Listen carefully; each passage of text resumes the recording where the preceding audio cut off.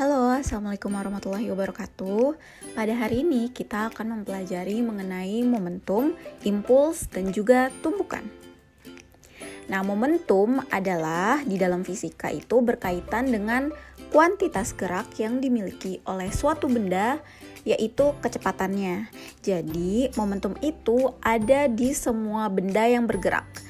Dikarenakan bendanya itu bergerak menggunakan kecepatan, maka momentum itu merupakan besaran vektor, di mana dia mempunyai nilai dan juga arah. Nah, rumusnya itu adalah P sama dengan M dikali V. P-nya itu adalah momentum, M-nya adalah massa benda, dan V-nya itu adalah kecepatan. Yang kedua adalah perubahan momentum. Nah, perubahan momentum itu muncul akibat adanya gangguan gaya dari luar yang menyebabkan momentum itu mengalami perubahan kecepatan.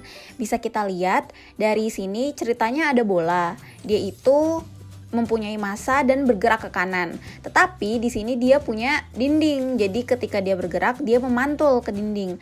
Nah, dinding ini merupakan gangguan dari gaya luar yang membuat dia arah jalannya itu berbalik ke arah kiri, yang awalnya kanan dia jadi ke kiri, seperti itu.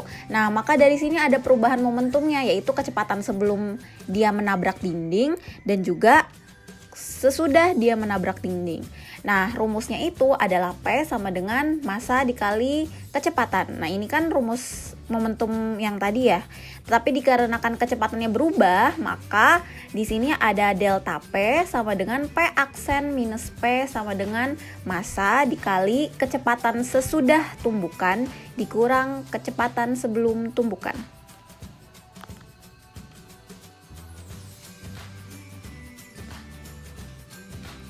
Selanjutnya, di sini Ibu punya soal.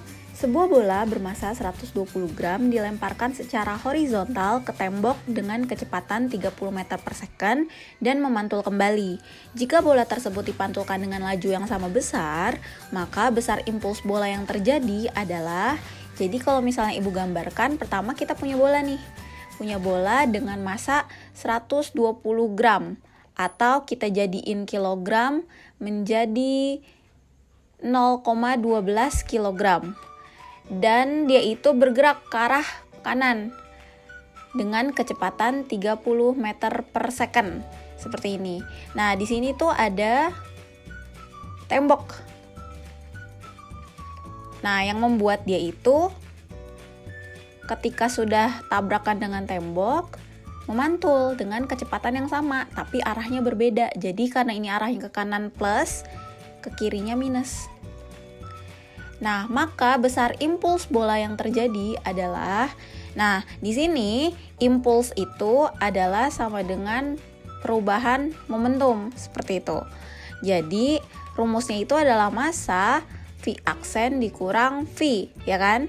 Maka massanya adalah 0,12 dikali V aksennya minus 30 dikurang 30.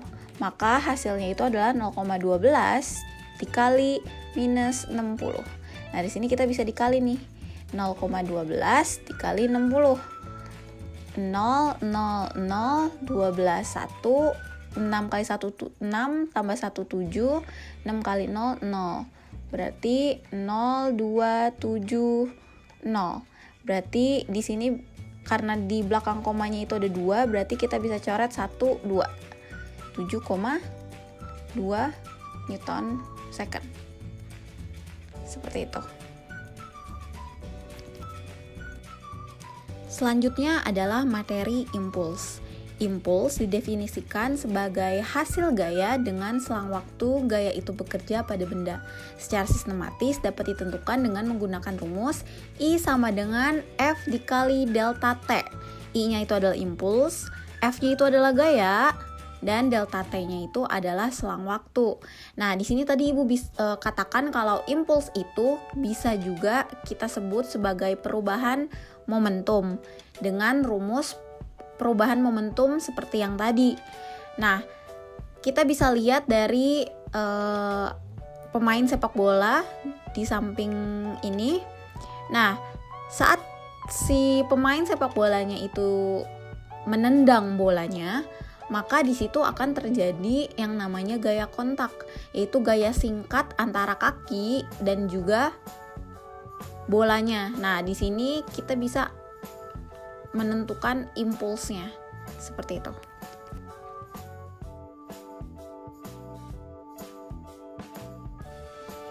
Baik, di sini ada contoh soal mengenai impuls. Nomor 1, kita bisa kerjakan.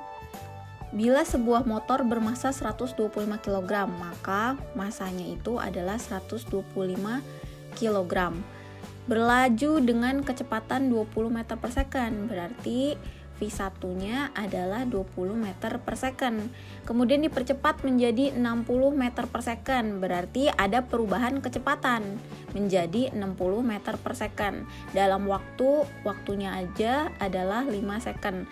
Maka besar impuls yang terjadi adalah seperti yang kita tahu, kalau misalnya impuls itu adalah perubahan momentum, di mana terdapat perubahan kecepatan di motor tersebut.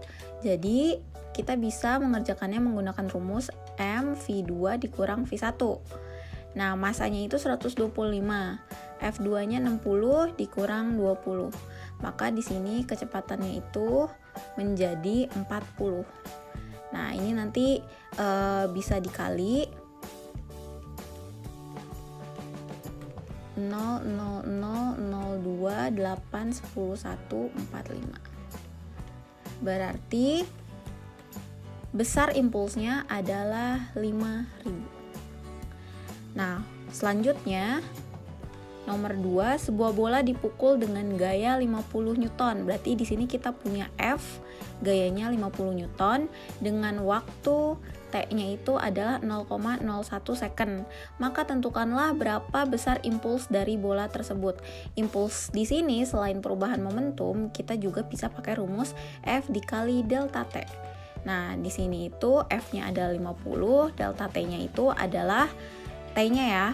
Jadi 0,01. Maka di sini hasilnya itu akan menjadi 0,5 Newton second.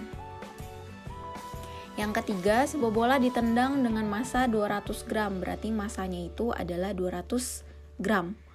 Kita jadikan kilogram menjadi 0,2 kilogram.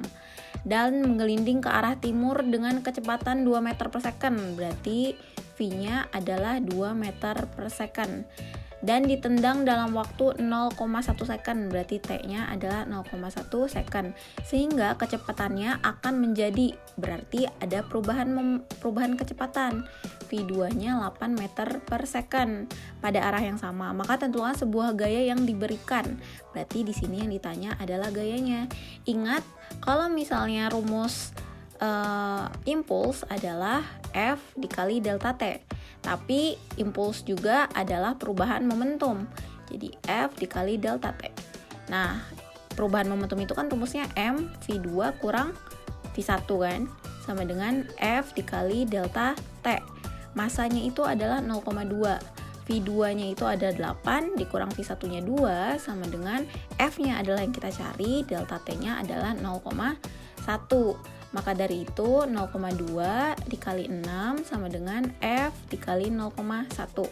Nah, dari sini F-nya bisa kita tentukan 0,2 dikali 6 dibagi 0,1. Maka hasilnya ini 0,2 dibagi 0,1 adalah 2, 6 kali 2 adalah 12 Newton. Seperti itu.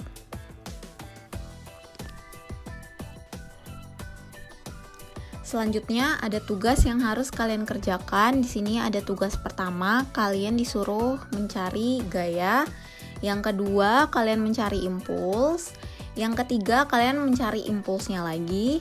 Dan yang keempat, mencari impuls, momentum, dan juga perubahan momentumnya. Dan tugas kelima, sama, mencari gaya. Semua soal-soal ini sudah ada contohnya seperti yang Ibu jelaskan sebelumnya. Jadi kalian harus melihat contoh-contohnya sebelum kalian mengerjakannya.